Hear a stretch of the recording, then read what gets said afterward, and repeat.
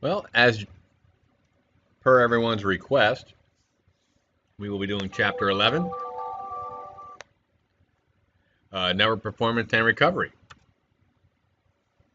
Our goal at the end of all this is obviously to see if you can, or we'll be able to use the appropriate tools to monitor our networks and our events, and uh, with us also working with the appropriate scenario. Well, in the grand scheme of things, network management is a general term that means different things to different network professionals. At its broadest, network management refers to the assessment, monitoring, and maintenance of all aspects of a network. It can include controlling user access to network resources, to monitoring performance baselines, to checking for hardware faults, and ensuring optimized quality of service for critical applications. There are several disciplines that will fall under the heading of network management. They all share the goals of enhancing efficiency and performance while preventing costly downtime or loss. Ideally, network management accomplishes these tasks by helping the administrator predict what problems are going to occur. So, for example, a trend in network usage could indicate when a switch will be overwhelmed with traffic. And in response, the network administrator would increase the switch's processing capabilities and replace the switch before the users begin experiencing slow or end up with dropped connections. The network monitor itself is a tool that will continually monitor your network traffic. Similar tool, which is a protocol analyzer, can monitor traffic at a specific interface between a server or a client and the network. In practice, these two terms, network monitor and protocol analyzer, are often used interchangeably.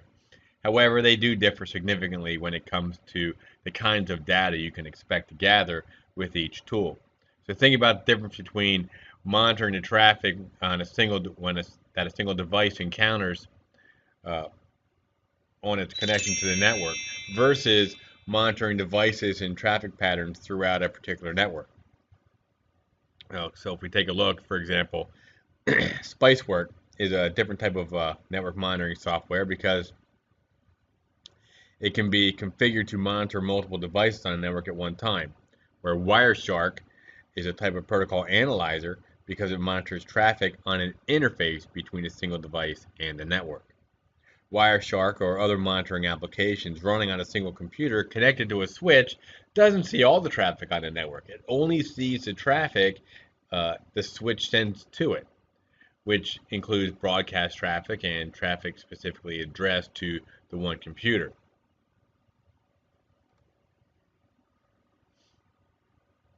So if we take a look at the example, you see the computer in the red box well, on the right uh,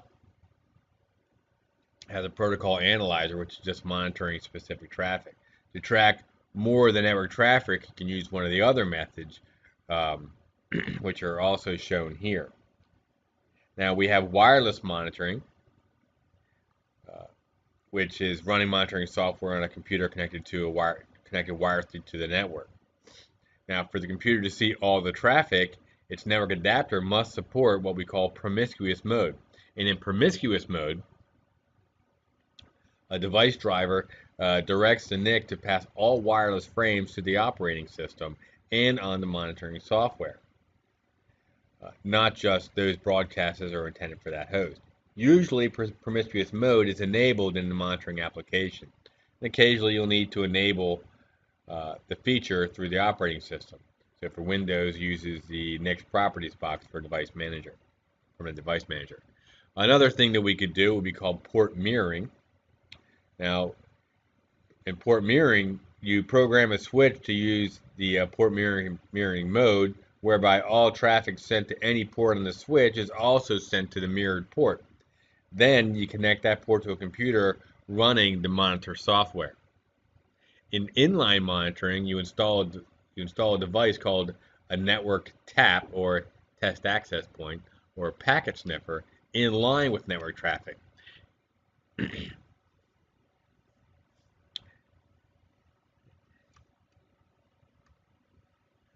And if you were to look in your books, you would see a graphic that just has basically network A, network B, and then you have a tap, which is your AB, which allows you to view both. Some network operating systems come with built-in network monitoring tools. In addition, you can purchase or download free network monitoring tools developed by other software companies. Hundreds of these programs exist, and after you've worked with one network monitoring tool such as SpiceWorks, you'll find that other products work in much the same way. Most even use very similar graphical interfaces, and all network monitoring tools can perform at least the following functions. They can set to NIC or run in promiscuous mode, so then it'll pass your network traffic onto the monitoring software. They will continuously monitor the network traffic on the segment, capture the frames sent to or from a specific node. They can reproduce network conditions by transmitting a selected amount and type of data.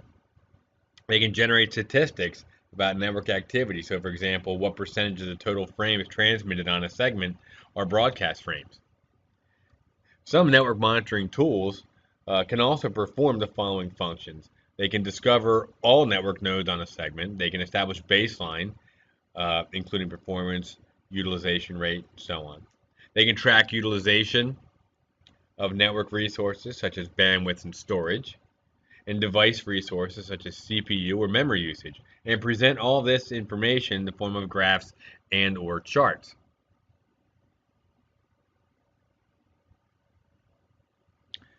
They can store traffic data and generate reports. They can trigger alarms when traffic conditions meet specific thresholds. So, for example, if a usage would exceed, say, 60% of capacity, you would get an alarm. They can identify usage anomalies such as top talkers that host that send or an inordinate amount of data, or top listeners host that receive an inordinate amount of data. So basically, how can capturing data help you solve your networking problems? Well, if you imagine that traffic on a segment of the network that you administer suddenly grinds to a halt one morning at about 8 a.m., you no sooner step in the door than everyone from the help desk calls to tell you how slowly the network's running. Nothing has changed on the network since last night when it ran normally, so you can think of no obvious reasons for the problems. At the workstation where you have previously installed your network monitoring tool, you capture all the data transmissions for about 5 minutes. And you sort through the frames in the network monitoring software, arranging the nodes in order based on the volume of traffic that's been generated. And you might find that one workstation appears at the top of the list with an excessively high number of bad transmissions. Or you might discover that a server has been compromised by a hacker and is generating a flood of data over the network. Or possibly your current sampling size doesn't yet reveal any of the problems, and you run a second longer for a better capture. Once you know the source of the problem, you can then look at a resolution. And at the same time, finding the source of the problem requires using the correct tool. Network Monitor's data will allow for traffic analysis, which examines the flow of network traffic for patterns and exceptions to those patterns. So, for example, traffic analysis will identify locations of network bottlenecks, such as outdated device that should be replaced or a network service that needs more resources. A protocol analyzer, however, will dig into the details of specific packets and perform packet analysis functions, which would identify the protocols, the errors and misconfigurations that might be occurring. Both approaches can yield insightful information. However, focusing on the most relevant approach will help you locate the source of the problem more quickly. Now, before adopting a network monitor or protocol analyzer, you should be aware of some of the data errors that these tools can distinguish through traffic analysis or packet analysis techniques. The effective utilization of network monitoring tools can help identify and prevent many types of complications, such as runts, giants, jabbers, ghosts. What are all these, right? Well, runts are packets that are smaller than the medium's minimum packet size. So, for instance, an Ethernet packet that is smaller than 64 bytes is considered to be a runt. A giant is a packet that exceeded the maximum packet size. So, for example, an Ethernet packet larger than 1518 bytes or 1522 bytes for VLAN packets is normally considered a giant. A jabber is a device that handles electrical signals improperly, usually affecting the rest of the network. A network monitor will detect a jabber as a device that is always retransmitting, effectively bringing the network to a halt. A jabber usually results from a bad net. Occasionally, it can be caused by outside electrical interference. Ghosts are frames that are not actually data frames, but aberrations caused by a device misinterpreting stray voltage on the wire. Unlike true data frames, ghosts have an invalid pattern at the beginning of the frame pattern.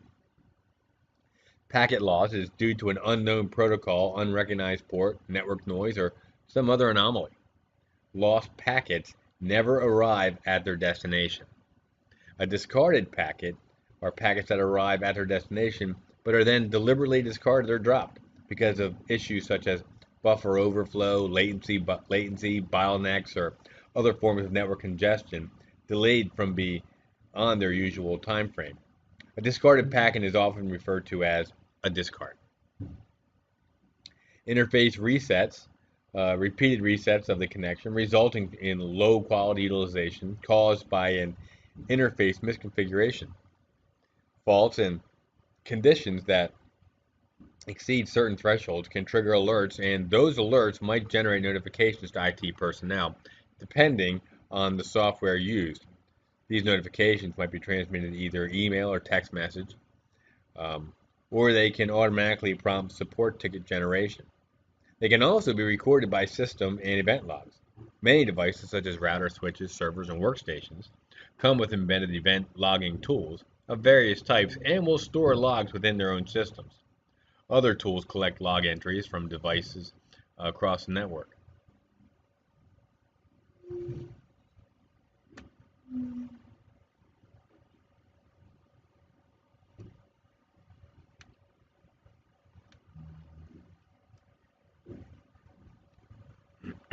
So, system event logs. Now, virtually every condition recognized by an operating system can be recorded. Records of these activities are kept in a log. So, for example, each time your computer requests an IP address from the DHCP server and doesn't receive a response, this event will be recorded as a log. Likewise, a log entry can be added each time a firewall denies a host's attempt to connect to another host on the network. Now, different operating systems log different kinds of events by default. In addition, network administrators can customize logs by defining conditions under which the new entries will be created. So, for example, an engineer might want to know when the relative humidity in a data center exceeds 60%. If a device can monitor this information and communicate it in real time to a computer, the results can be written to a log. On a Windows-based computer, such a log is known as an event log and can be easily viewed in the Event Viewer application.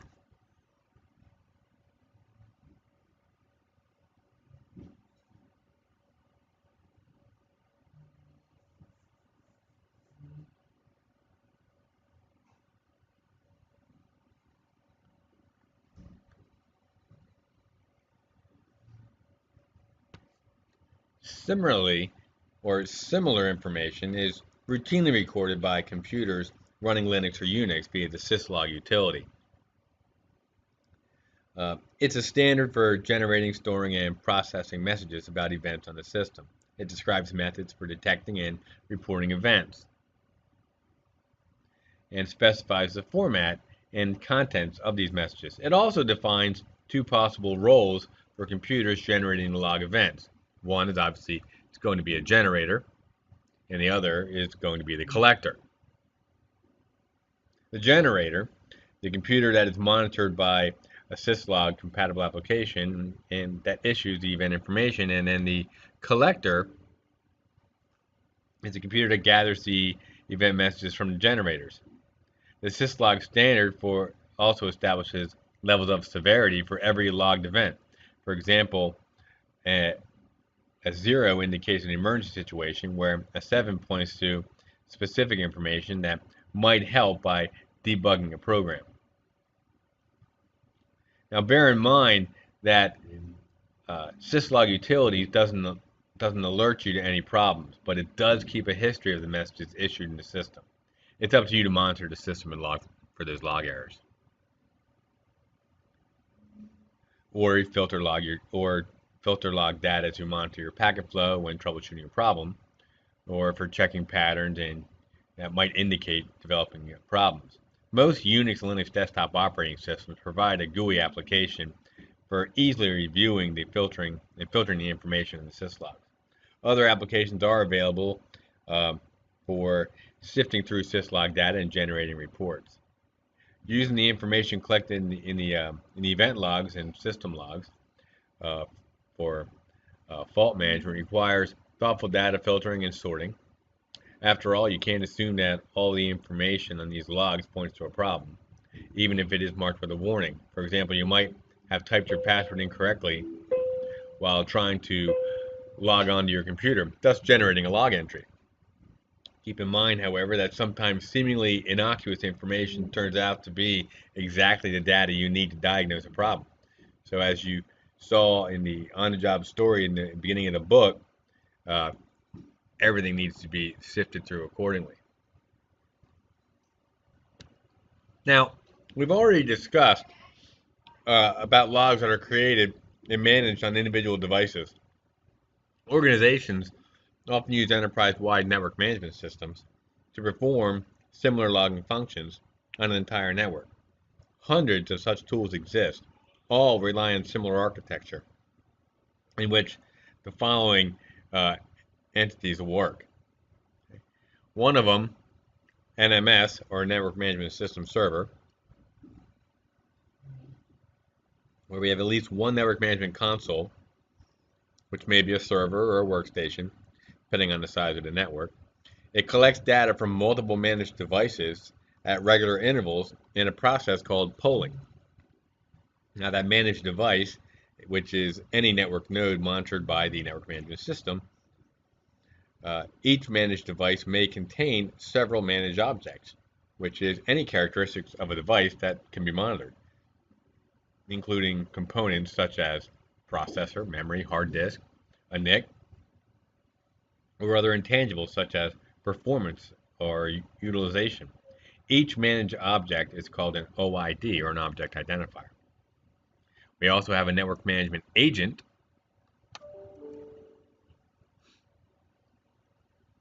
and the network management agent is each managed device runs a network management agent, which is a software routine that collects information about the device's operation, provides it to the network management system. So, for example, on a server, the agent can measure how many users are connected to the server, or what percentage of the processor's resources are used at any given time.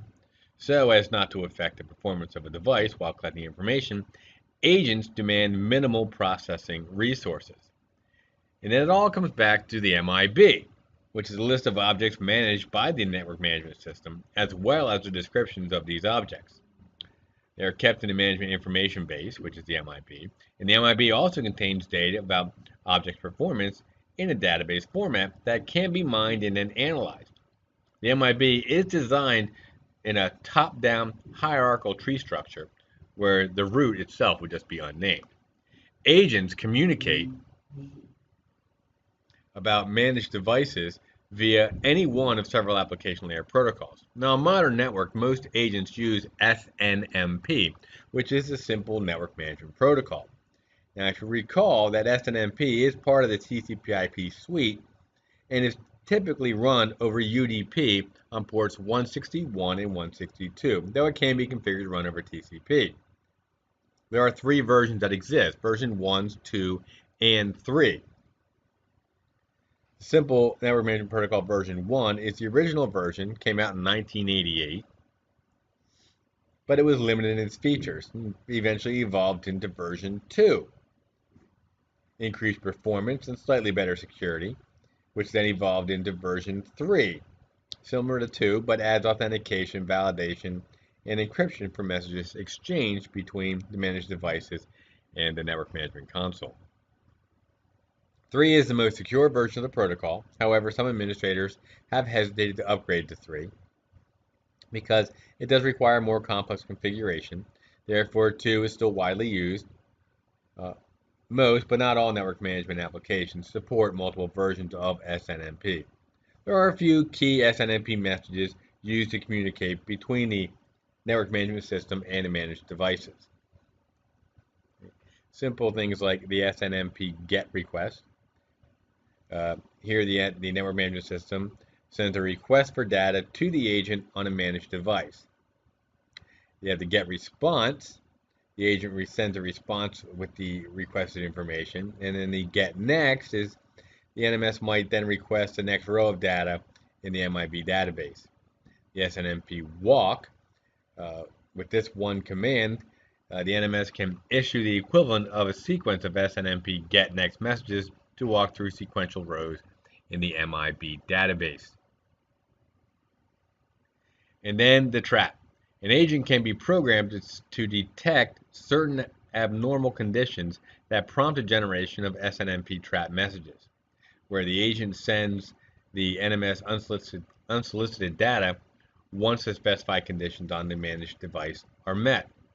So for example, on a Cisco server, you could use the command SNMP trap link status to instruct the agent to send an alert if or when an interface fails.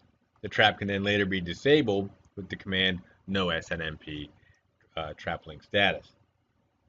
The SNMP trap messages can alert network administrators to unresponsive services or devices, power supply issues, high temperatures, tripped circuit breakers, all which allow technicians to identify and address problems quickly, hopefully before the users start to notice that there's a problem. An unresponsive service like DHCP, for example, could be restarted remotely. A report of a tripped circuit breaker prevents further investigation into why a specific device isn't responsive. Now, after the data is collected, the network management application can then present an administrator with several ways to view and analyze the data. So, for example, a very common way to analyze data is by a line graph. Alternatively, a popular way to view data is in the form of a map that shows fully functional links or devices in green, and then partially or less than optimally functional links in yellow, and failed links would then be in red. Now, because of the flexibility, sophisticated network management applications are also challenging to configure and fine-tune. You have to be careful to collect only useful data and then not an extensive amount of routine information. So, for example, on a network with dozens of routers, collecting SNMP generated messages that essentially say, "I'm still here," every 5 seconds will result in massive amounts of insignificant data. So if a glut of information makes it difficult to ascertain when a router in fact requires attention. Instead, when you're configuring a network management application to pull a router, you might choose to generate an SMP-based message only when the router's processor is operating at 75% of its capacity, or to measure only the amount of traffic passing through a NIC every 5 minutes. When it comes to monitoring network performance, data creation is the easy part of the challenge. And at which point then we have to discuss our baselines. Now, to identify when there's a problem on the network, you must first know what is normal on my network. A baseline is a report of the network's normal state of operation and might include a range of acceptable measurements. Baseline measurements are obtained by analyzing network traffic information and might include information on the utilization rate of your network backbone. Number of users logged on per day or per hour.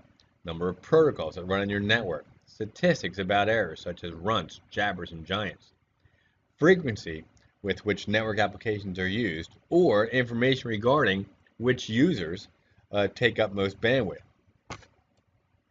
Here, in this graph, it shows a sample of baseline for a daily network traffic over a 6-week period. These baseline measurements allow you to compare future performance increases or decreases caused by network changes or events with past network performance. Obtaining baseline measurements is the only way to know for certain whether a pattern of usage has changed and requires attention, or later, whether a network upgrade made a difference. Each network requires its own approach and a reliable schedule for documenting and reviewing baselines to identify unexpected variations.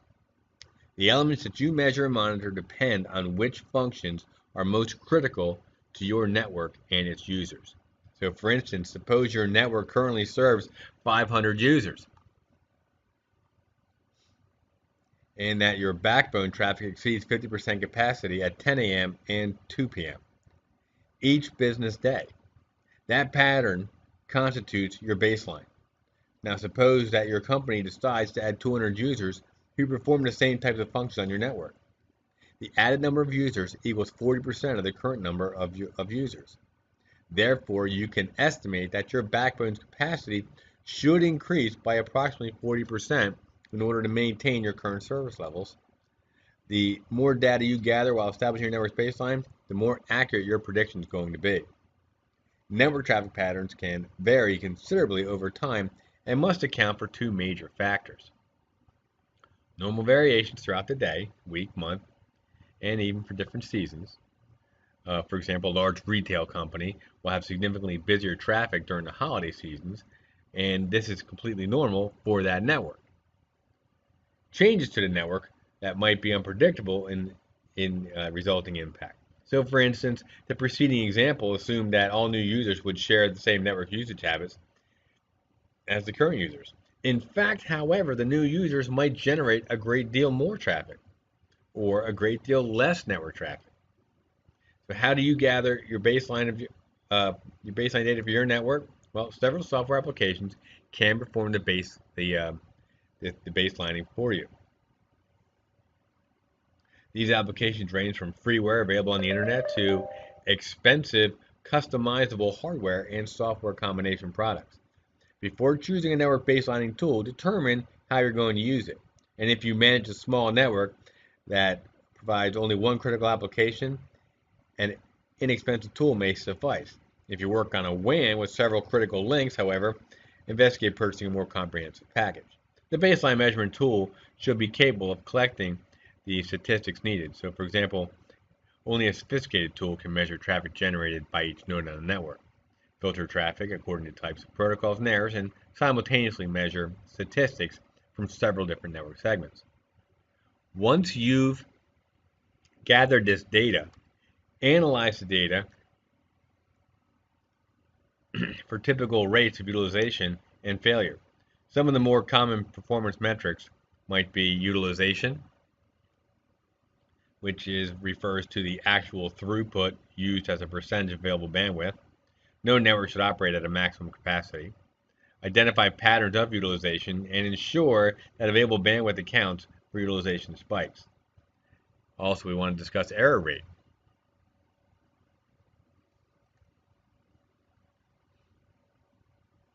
which are bits that can be damaged in transit due to EMI or other interference. The calculated percentage of how often this occurs would be your error rate. We also want to look at packet drops. Now, these are packets that are damaged beyond use, arrive after their expiration, or are not allowed through the interface. They're dropped. Now, packet drops result in delayed network communications, while devices wait for responses or have to resend transmissions.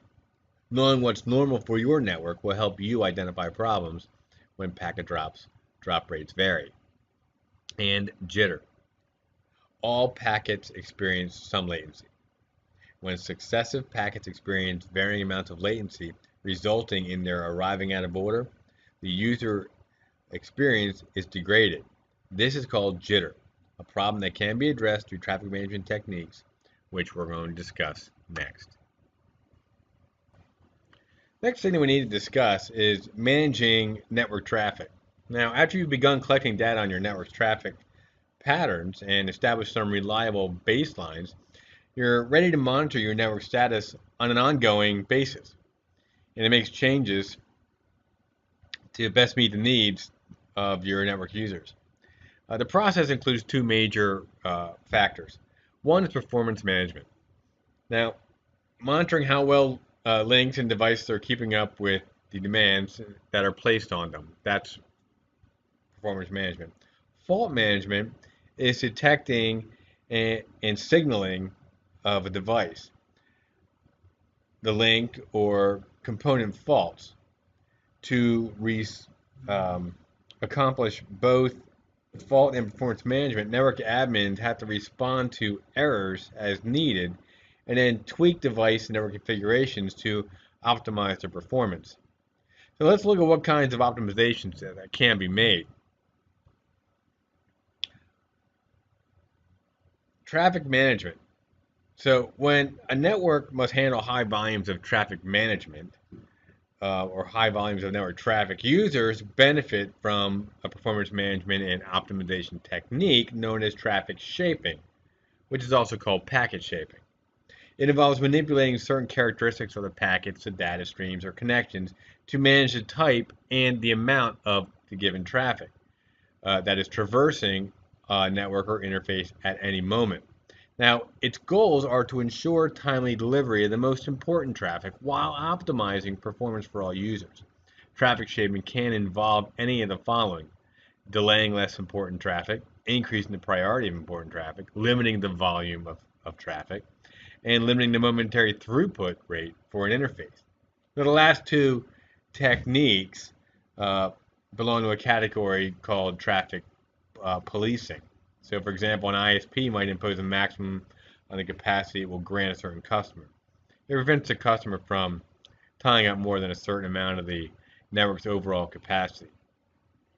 The policing helps the service provider predict how much capacity it must purchase from its network provider. It also holds down the cost because the ISP doesn't have to plan for every client using all available throughput at all times, which would be an unlikely scenario.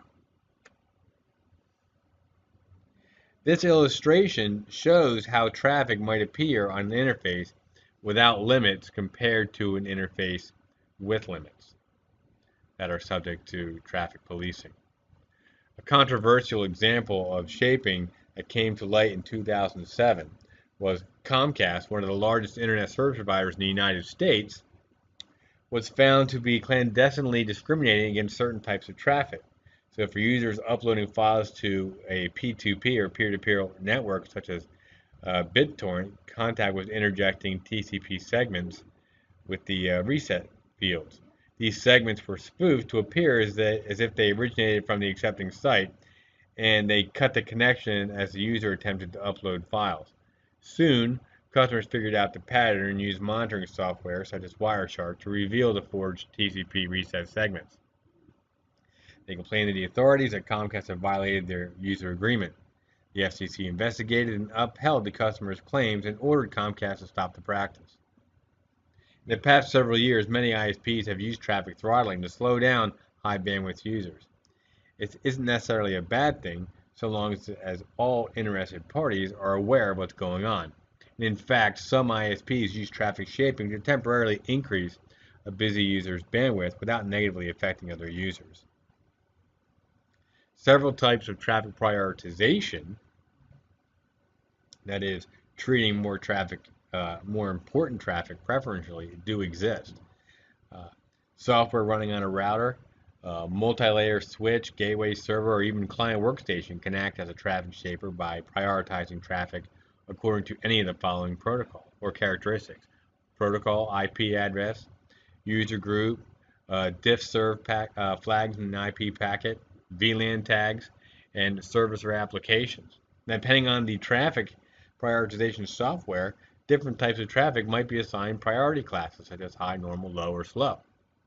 Alternatively, it can be rated on a prioritization scale from 0, lowest, and 7 being the highest priority.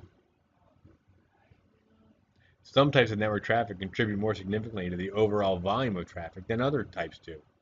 When a network is expected to simultaneously support voice, video, and data communications, performance is always a major concern. One of those would be quality of service assurance. Uh, you don't want to hear breaks on an online phone conversation or see a buffering message when you watch a movie over the internet. So for that reason, voice and video transmissions are considered what we call delay sensitive. On the other hand, occasional loss of data, skipping video frames, for example, can be tolerated. And for that reason, voice and video transmissions are considered to be less tolerant.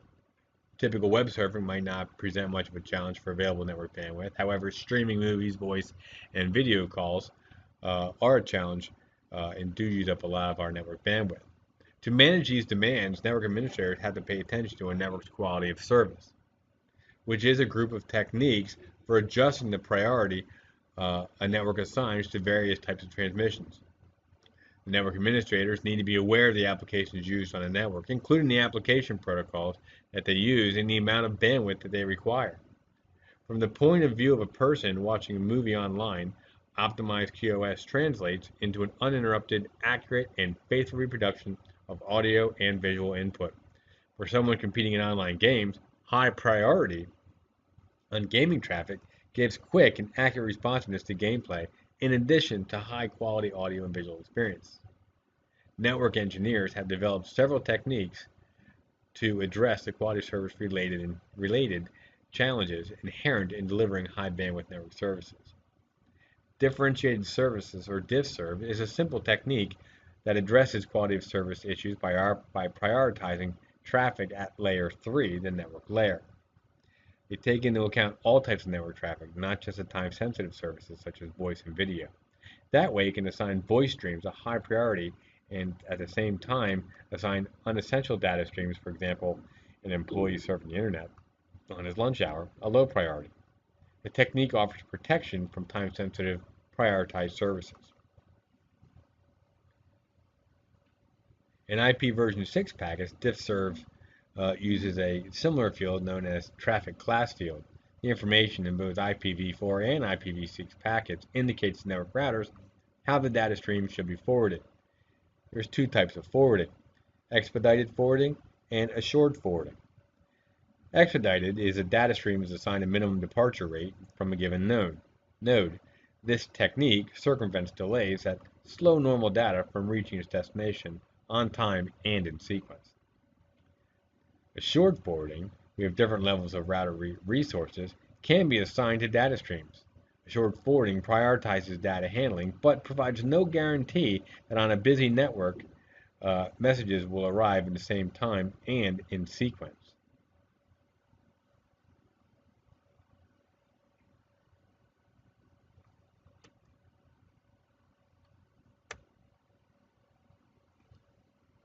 The class of service is sometimes used synonymously with quality of service, but there is an important distinction.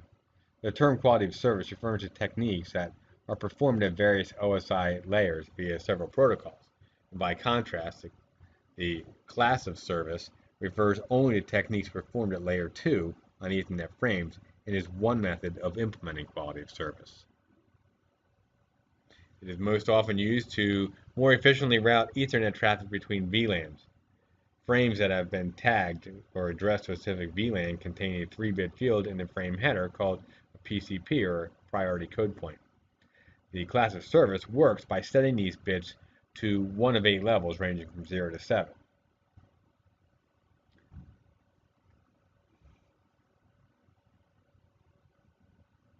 In the world of networking, the term availability refers to how consistently and reliably a connection system or other network resource can be accessed by authorized personnel. It is often expressed as a percentage of, such as 98% or 99.5%.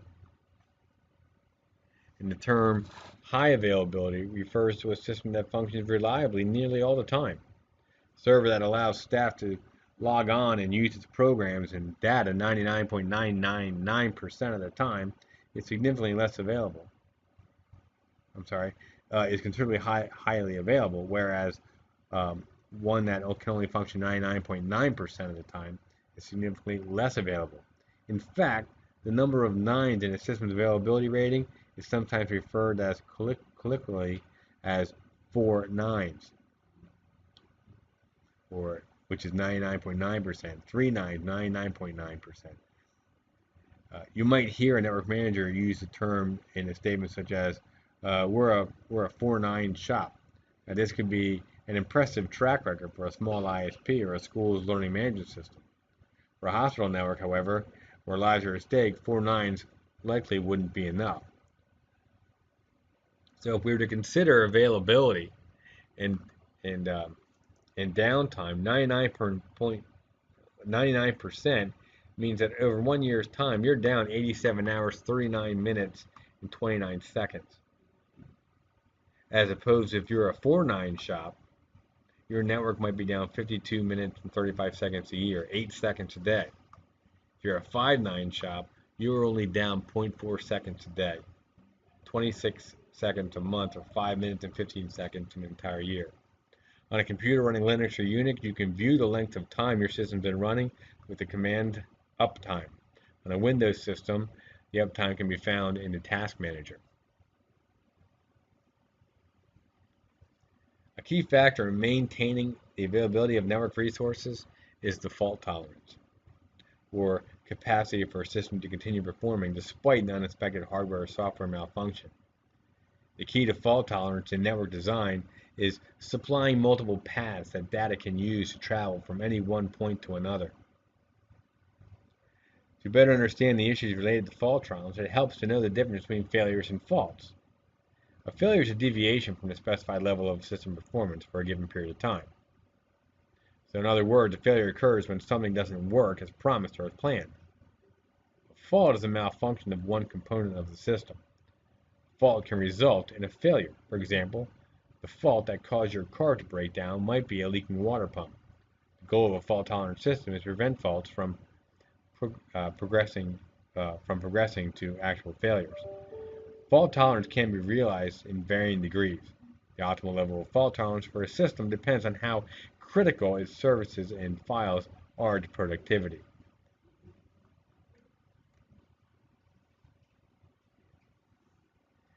Redundancy. Devices on a network typically have a calculated MTF, mean time between failures. This is the average time that will pass for devices exactly like this one before the average amount before the next failure is expected to occur. So while any single device might experience a failure much sooner or later, vendors and technicians budget for repairs or replacement of devices based on the mean time between failure. Once a device fails, there's an average amount of time called the required to repair the device, and that is called the mean time to repair. And this cost must also be taken into account.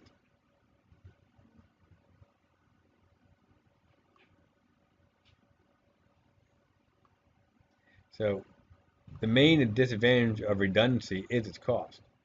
Redundancy is like a homeowner's insurance policy.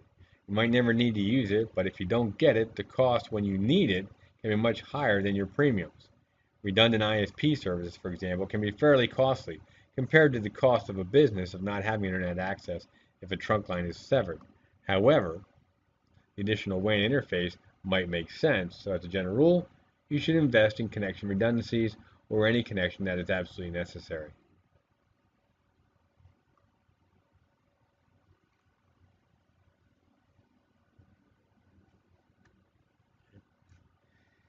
What you want to notice here, okay, even with dedicated links and VPN connections and their remaining sound, a faulty device or interface in the data path can affect service for a user's whole segment or the whole network.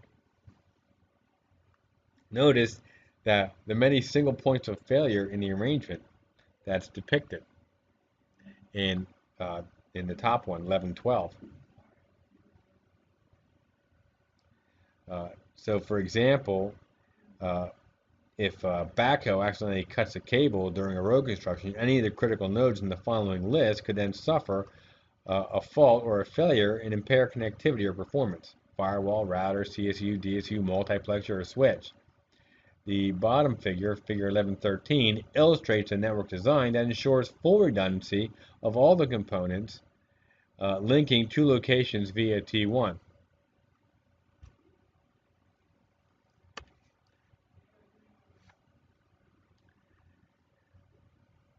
The term hot swappable refers to identical components that can be changed or swapped while the machine is still running or hot. There are two approaches to this. We can have a hot spare or a cold spare. A duplicate component that is already installed in a device and can assume the original component's functions in case that the component fails is a hot spare, where a cold spare is a duplicate component that is not installed but can be installed in case of failure. Relying on a cold spare results in interruption of service. So when you purchase switches or routers to support critical links, Look for those that can contain failover-capable or hot-swappable components. As with other redundancy provisions, these features add to the cost of your device. Link aggregation is the seamless combination of multiple network interfaces or ports to act as one logical interface and can help solve problems like bottlenecks. The implementation is also known by a variety of other terms such as port aggregation on Cisco devices, NIC teaming on Windows devices, and a variety of others such as bonding, bundling, or Cisco's Ether channel.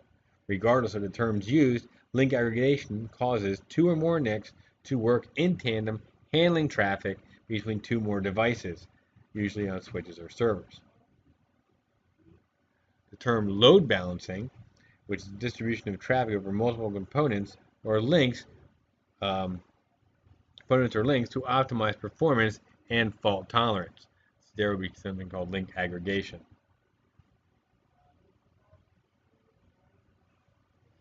Link aggregation isn't about the speed of the network so much as bandwidth or total potential to handle more network traffic at one time. Because packets and generally sessions aren't separated between the duplicate connections, the benefits of link aggregation are primarily noticed on busy networks. For example, if a session is all handled on one of the aggregate connections, that session doesn't reach its destination any faster. However, if two sessions are being transmitted at the same time, one session can traverse on one of the aggregated links with the other session, and the other session can traverse the other link at the same time. Neither session would have to wait on the other, as seen here.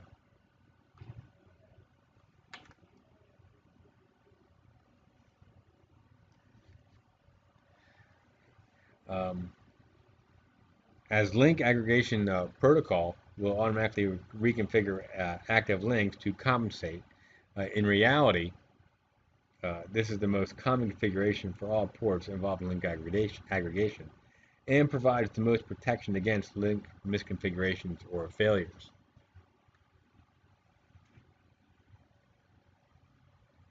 The more sophisticated load balancing for all types of servers can be achieved using a load balancer, a device dedicated to the task of distributing traffic intelligently among multiple computers, and can determine which, among a pool of servers, is experiencing the most traffic before forwarding the request to a server with lower utilization.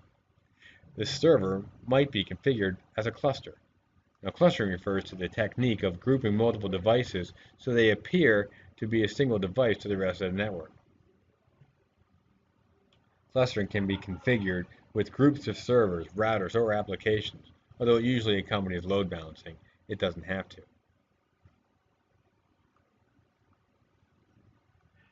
So if we take a look at an example of how clustering and load balancing might work, suppose you have two web servers that together host a single website. To access the website, web clients direct requests to a single virtual IP address, which represents the entire cluster to the client. The cluster looks like a single web server. On the back end, though, a load balancer directs traffic between the two web servers, and both servers have access to all of the data that's needed to respond to any web page requests from clients. Clients, however, are not aware of the two physical machines that are at work. As far as the client is concerned, talking to one single server. In this way, a popular website can respond more quickly to the high number of visitors interacting with the site at any one time. Each web server also serves as a backup to the other one, should the other one fail.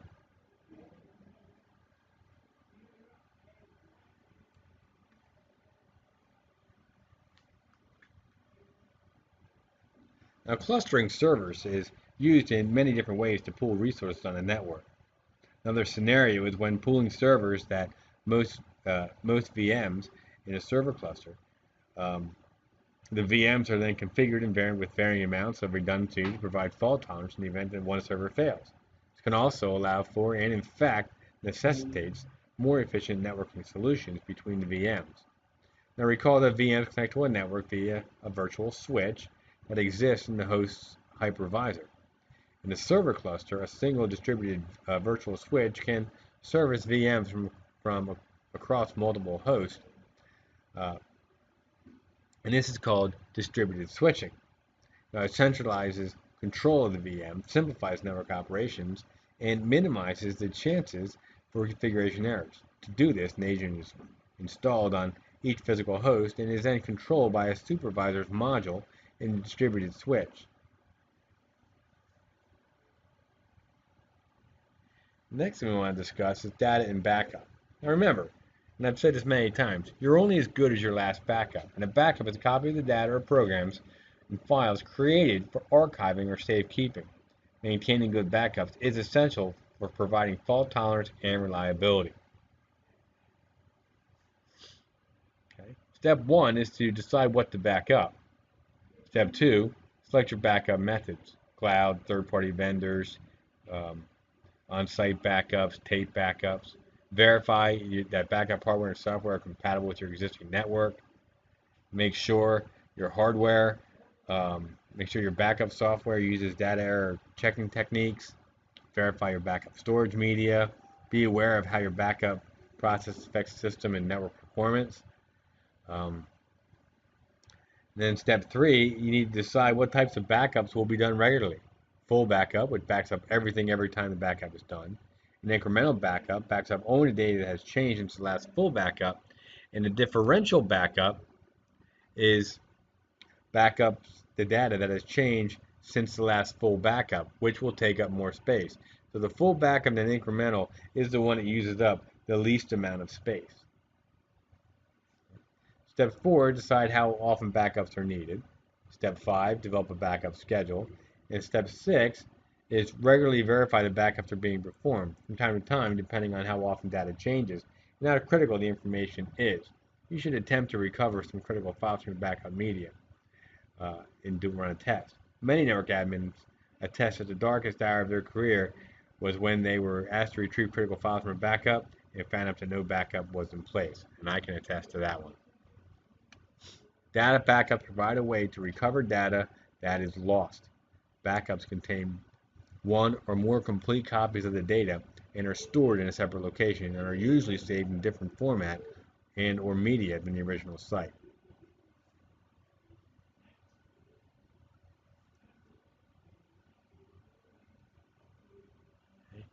Next we want to talk about is network storage, or network attached storage, or a NAS. Okay. It is a specialized storage device or group of storage devices that provide centralized, fault-tolerant data storage on a network. You can think of a NAS as a unique type of server dedicated to data sharing. NAS devices offer some significant advantages on a network. Optimization compared to a typical file server. A NAS device contains its own file system that is optimized for saving and serving files. Adaptability.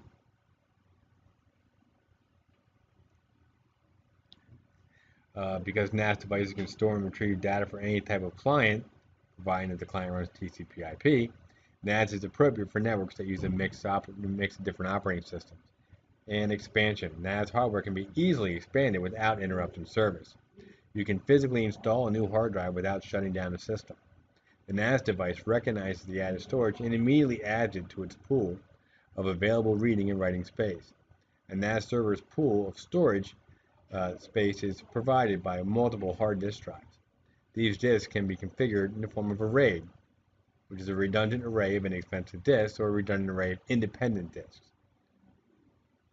There are many different types of RAIDs that we would talk about. One of them would be a RAID 0, where data is striped and written across multiple disks. A RAID 1, that is mirrored and duplicated on multiple disks. A RAID 5, data is striped across 3 or more drives, and parity information is added to the data. And then the RAID 10, not a 10, a 10, that is mirrored within each pair of disks. So it uses 4 or more disks and then striped to multiple pairs of disks. Okay. Your standard NAS unit right there. Okay. As you can see, what happens is, so for RAID 1, if I have 2 terabyte drives, it'll be viewed as one 4 terabyte drive.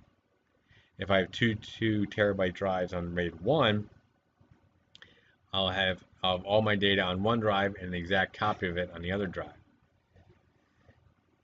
If I have three 2 terabyte drives on the bottom one on the RAID 5, I will have roughly 5 terabytes of storage. And my data will be written across all 3 drives.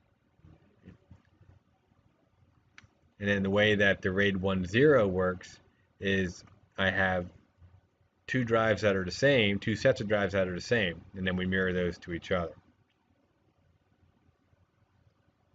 So this guy right here, RAID A, so if they're all 2 terabyte drives, I have a 4 terabyte drive, and then they are mirrored to each other, 1.0.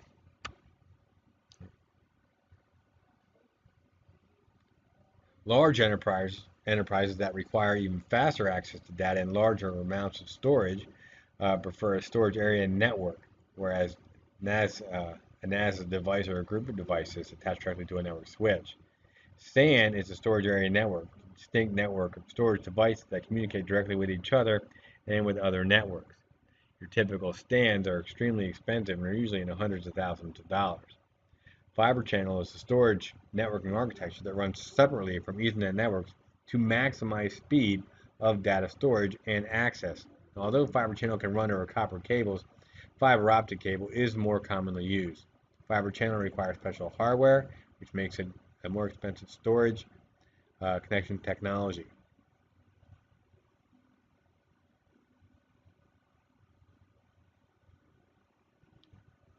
Fiber channel over Ethernet is a newer technology that allows fiber channel to travel over Ethernet hardware and connections.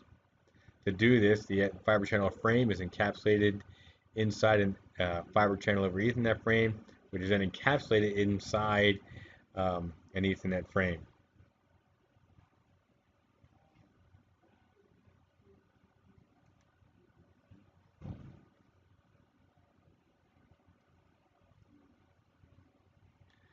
Then they have the iSCSI, which is the transport layer protocol that runs on top of TCP to allow fast transmissions over LANs and WANs and the internet.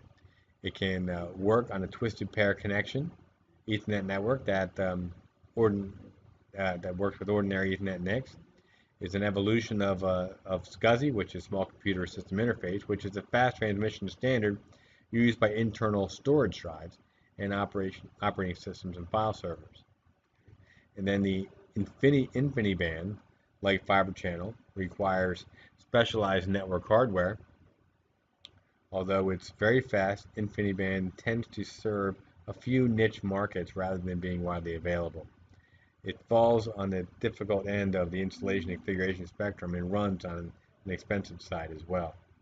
So SAN can be installed in a location separate from the LAN it serves. So for example, remote SANs can be kept at an ISP's data center, which can provide greater security and fault tolerance, and also allows an organization to outsource the management of the SAN. Next thing we want to discuss is power management. Now, part of managing a network's availability involves managing power sources to account for outages and fluctuations. No matter where you live, you have probably experienced a complete loss of power, which is a blackout, or a temporary dimming of lights, which is a brownout. These fluctuations in power are frequently caused by forces of nature, such as hurricanes, tornadoes, ice storms, etc. Before you can learn how to manage power sources, so to avoid them, you have to first arm yourself with an understanding of the nature of an electric circuit and some electrical components and electricity. One of the things that we would want to look at first for our own devices would be having a UPS, an uninterruptible power supply. There are 2 types of UPS. We have a standby UPS and an online UPS. A standby, the power is always going straight through the battery to your device, from the wall outlet through the battery to your device. So when the power goes out, you don't even notice.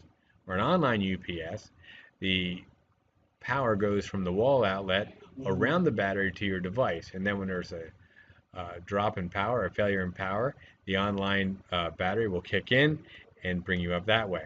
The most common type today is the online UPS.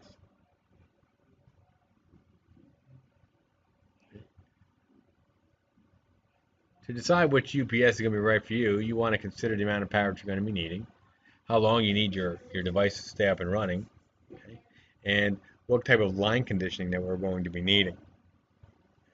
Do I have a lot of sags and brownouts and spikes and surges in my line?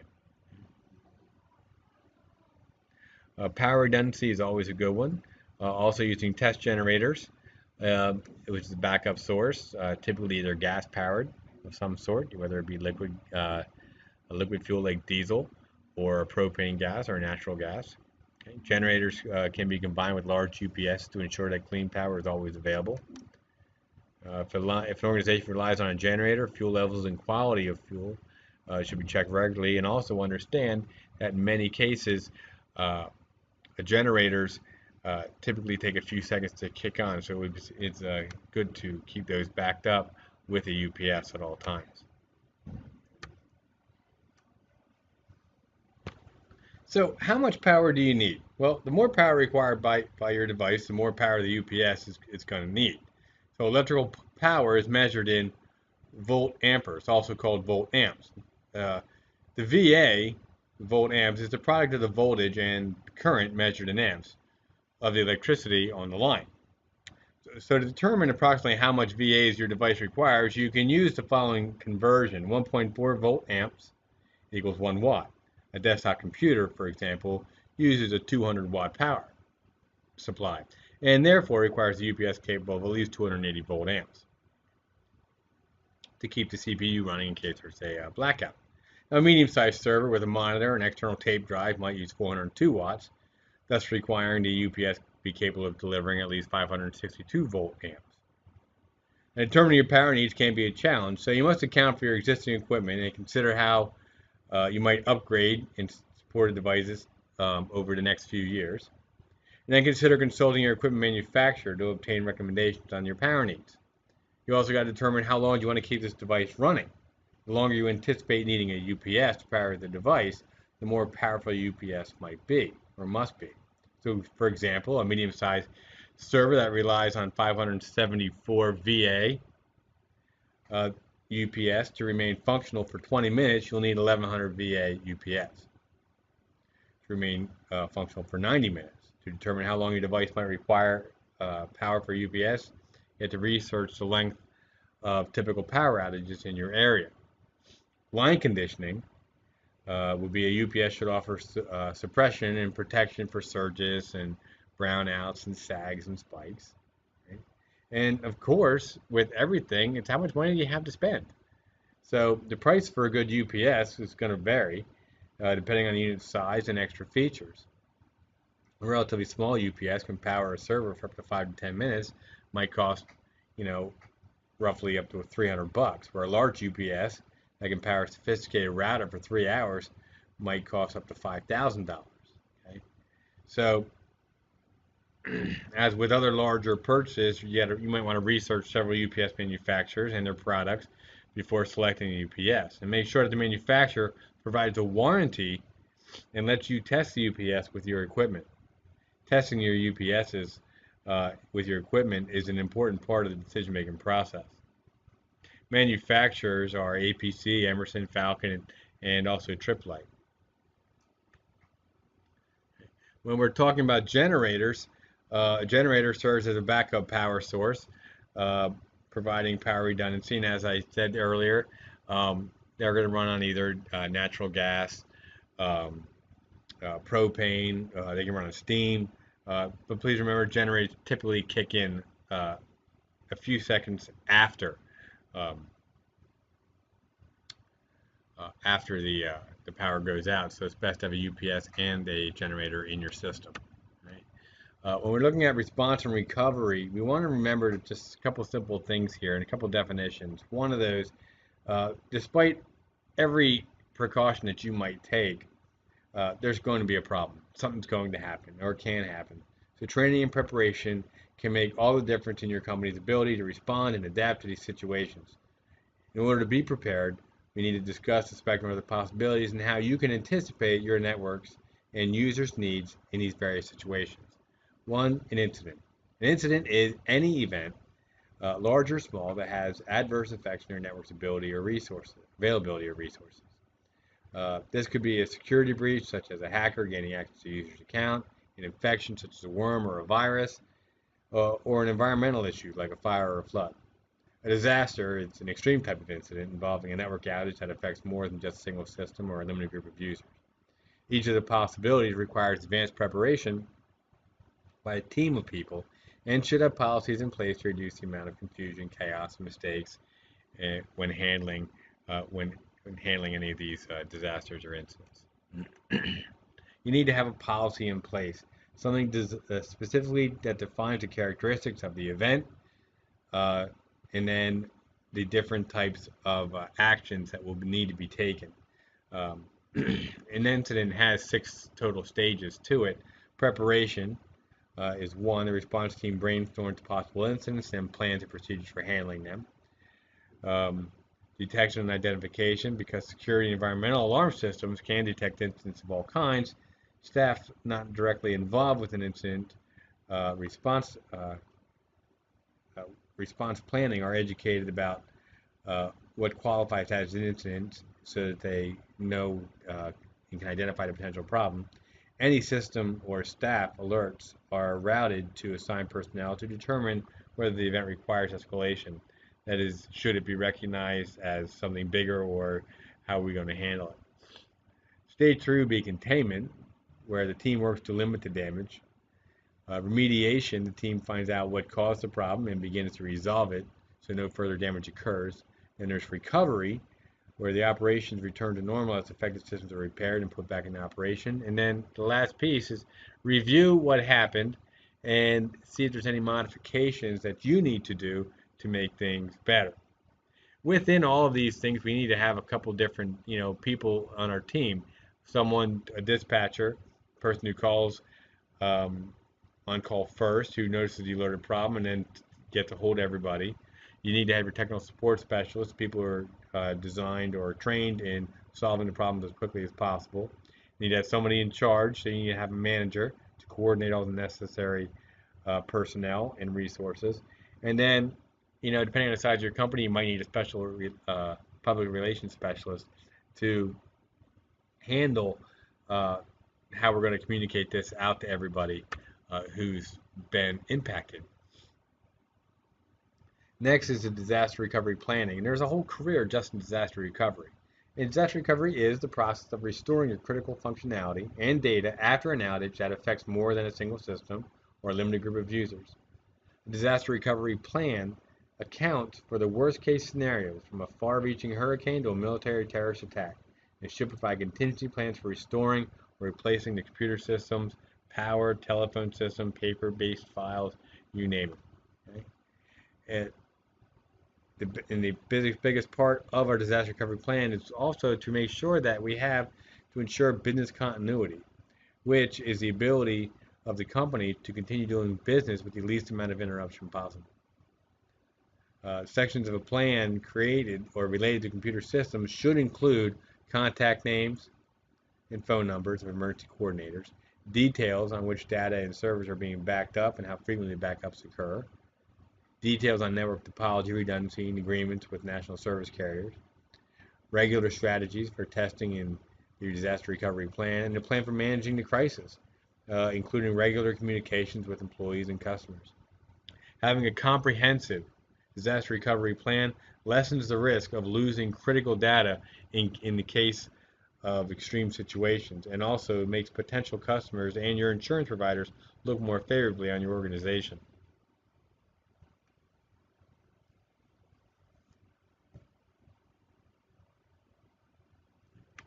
When we're looking at our disaster recovery contingencies, you want to have a couple different what we call uh, options available.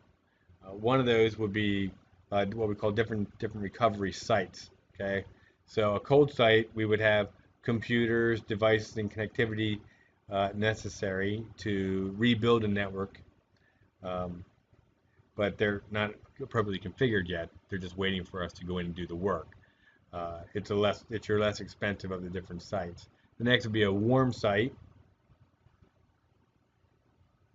and a warm site is where computers, devices, and connectivity necessary to rebuild a network exist, with some pieces appropriately configured, updated, or connected.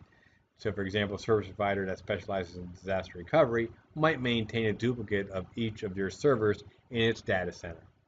And you might have to arrange to have the service provider update those duplicate servers with your backed up data and then get you guys back up and running. And the other will be a hot site, typically like your military would have, where computer devices and connectivity necessary to rebuild a network exist. They're all appropriately configured, they're updated and connected, and they match your network's current state.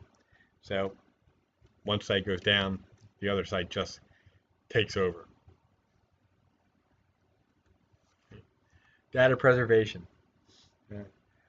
During some incidents, data will need to be collected in such a way that it can be presented in the court of law for the purpose of prosecuting an instigator of illegal activity.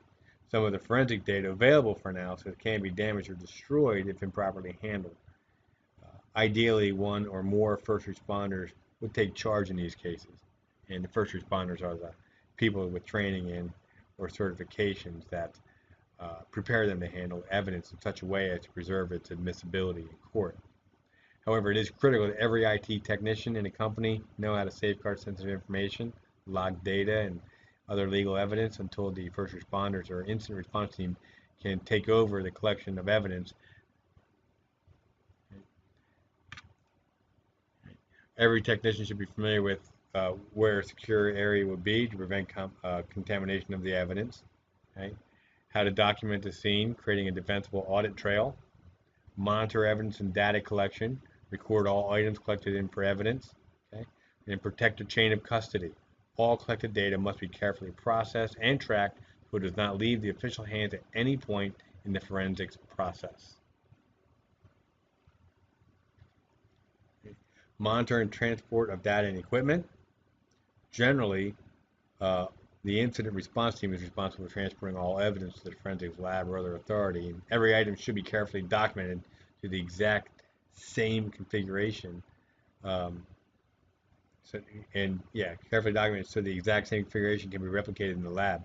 The response team might even have the capability to do a hot seizure and removal, which means they can use specialized devices that transfer a computer from one power source to another without shutting down the computer. This can be especially critical if it's possible that the computer or its data will become inaccessible after power is turned off, mainly things that might be in memory. And lastly, you got to be able to create a report. And be prepared to report on all activities that you observed on or participated in during the course of the incident response.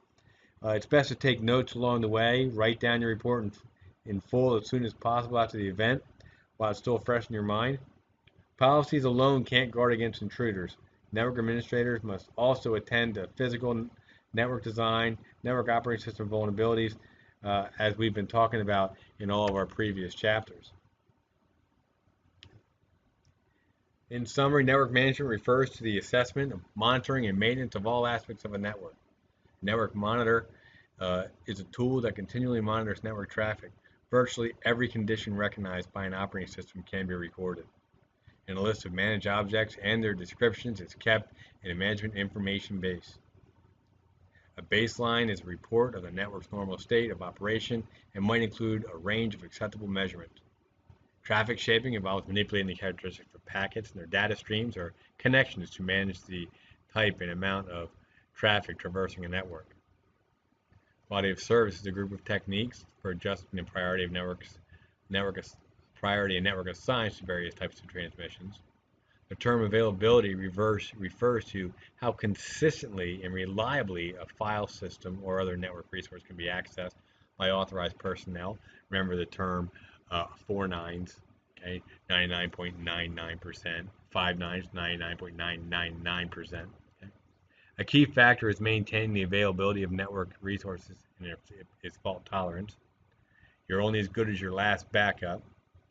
UPS is a battery-operated power source directly attached to one or more devices to the power supply. They're going to be inline or standby. Incident response policies specifically define the characteristics of how an event is going to be handled. And disaster recovery is the process of restoring critical functionality. Cold site, warm sites, and hot sites are contingency plans. Cold site being the cheapest, with hot site being the most expensive, as it's just a duplicate network. And during some incidents, data might need to be collected in such a way that it can be presented in a court of law. You, as an IT technician, need to be prepared to handle many cases accordingly before first responders get there. That concludes Chapter 11, Network Performance and Recovery. There should be some labs associated with this, and we'll be moving on to Chapter 12 shortly. Thank you.